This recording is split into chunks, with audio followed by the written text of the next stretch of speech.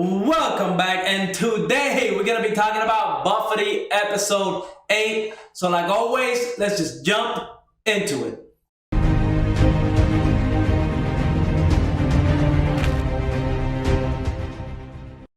Now, before I get into this episode, I just want to say I saw My Hero Academia Heroes Rising movie, so I'm gonna put a video up right after this one. But let's just jump into this episode because Bofuri episode 8 was insane. Okay, like the third event wasn't that big of a deal, right?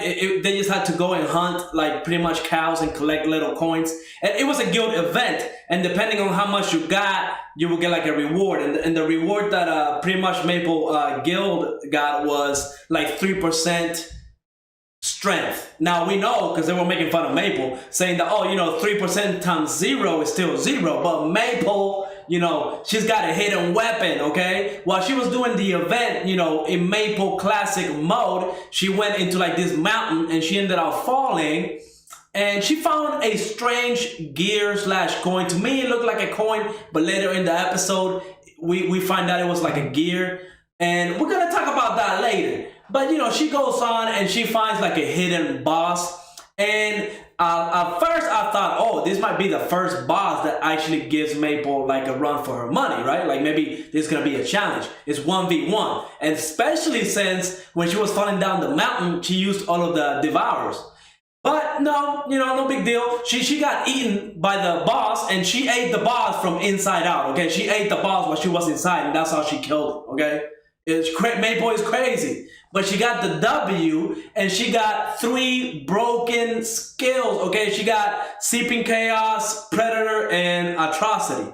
Now, as far as Predator and all that goes, no big deal, okay? Pretty much Seeping Chaos, she spawns like these little beams, like demon beams, and pretty much just one-shots everything. And then Predator summons like a little demon that, she can use to attack. And again, that's not even... Those skills, they're rookie skills. That's what I like to call them. Now, the big one is that Atrocity skill, okay? She pretty much just transformed into a demon that has 1k HP and 50 strength and agility. Like, she's broken. She's like so broken right now. And when she transformed and she pretty much beat the boss to get to the 3rd level, all her like guildmates were like, yep, like... What else would you expect from Maple? You know what I mean? She can turn into an angel and pretty much just protect the whole party. But now she can turn into a demon and destroy everything. Because remember from the last episodes, every time they went against one of these bosses, they kind of struggled, right? I mean, they didn't like struggle to the point where they almost lost, but they struggled. It wasn't like a one-shot scenario. No. But this one, to level 3, she just took it on by herself and destroyed it. And it was just... pure comedy, okay? Pure comedy. But if that was not enough, you know what I mean? Once they get to level 3, they decide, let's go ahead and split up. Let's explore the new area. Because we know that the other guilds, especially the Holy Sword and the Flame Emperor guild, they got like the top spot, so they got really nice rewards. And they already went to level 3. So they're ahead of the game. But now that Maple and the whole party kind of go up there, now they start exploring. And I want to mention though, did anybody else think that Kanade, that dude that does the puzzles and all of that, when he got the new armor, he looked like Tet from No Game No Life, right? Or is that just my inner No Game No Life fandom coming out and trying to associate it?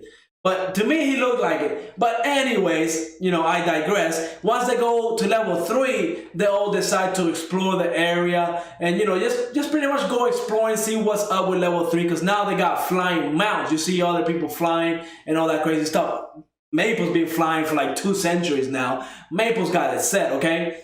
But she finds an NPC, and the NPC is like, I need water, I need food, can you hook me up? And of course, Maple is a nice person. She gives the NPC the water and some bread.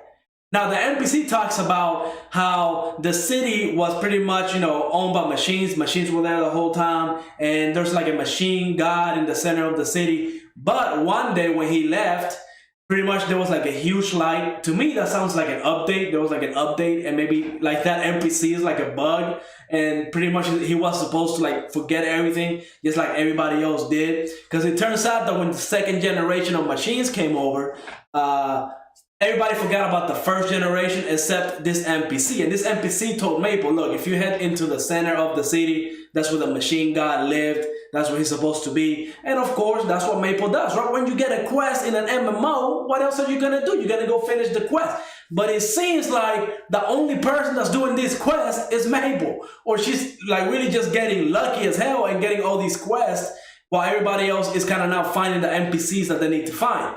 But she goes and goes into this dungeon, and she finds the machine god. Now, so it so happens that the gear that she had, that she found when she fell down the mountain earlier in the episode, was the thing that she needed to activate that machine. And maybe that's why people have not been bothering with this quest. Maybe they didn't have that gear, so they got to that point, but there was nothing there. They couldn't activate the machine, so they just left. Maybe that's the case. But Maple, a whole new level, okay? She's on a whole new level. So she activates the machine, and the machine pretty much is like a mini boss, and she fights it, and of course, typical Maple, she wins, no problem. But that was just like a stage one of the boss, okay? Pretty much right when the machine god dies, right?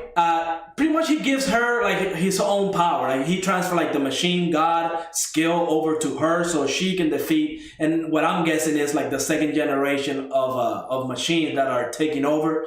And maybe that's the main theme of this whole level, right? Like machines taking over, like maybe the players against machines. Because as you can see from my background, the whole level 3 is completely different from level 2. It's like a whole like, you know, machine steampunk kind of thing going on, and I'm loving it because I love games that are steampunk and have that fusion technology with kind of RPG elements into it. So I definitely am digging level 3, and I want to see more of it. But you know, so she gets this skill called Machine God, and pretty much this skill, what it does is just makes all the other skills that she got 5 minutes earlier mute. Okay, like those skills are nothing. Maybe she can use those other skills just to play around with people. But this machine god, okay, pretty much gives her like a mech to get into. Like she pretty much just gets a whole mech and can just pretty much start throwing Kamehameha waves all over the place, okay? And she fights the second generation machine god and beats it. She, you know, of course she's gonna beat it. It's Maple. If there's one thing you never bet against, it's Maple, okay? Maple will always win. Now, I do have a theory about all this, right? One whole episode was focused on getting Maple this strong, okay? Because if you compare Maple on episode 8 to Maple on episode anywhere underneath episode 8, she was OP in episode 7. But this is like 10-fold, okay? 10-fold of what she was, if not 100-fold, okay? She gets a mech and can literally start shooting Kamehameha waves all over the place. Okay, so my theory is they're doing all of this thing, and maybe when Payne and Maple face off, Payne wins, right? And that will be like the first L that Maple gets, and maybe, you know, she'll start looking at ways to become more powerful, or maybe she'll just, you know, one-shot Payne also. Who knows at this point, right? But I feel like if she gets like an L, that'll be like a big plot twist that not everybody's gonna be like, you know, everybody's gonna be shocked because Maple has been winning since episode 1. She's the luckiest MMO player in the world. She finds all the items that she needs. And I'm not complaining. I love it. This is my favorite anime of winter 2020. It's amazing. I love it. But I would like to see Payne literally fight Maple and see what happens there, right? If Payne were to like one-shot Maple, OMG.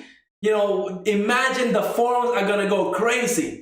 So, and it was kind of funny because if you like watch all the way to the end where they do the little summary of like, not the episode, but like the little forum post, you know, you see somebody mentioning that he got knocked off like the flying machine because a huge beam hit him. And people will say, oh, you probably went to like an area that you weren't supposed to access.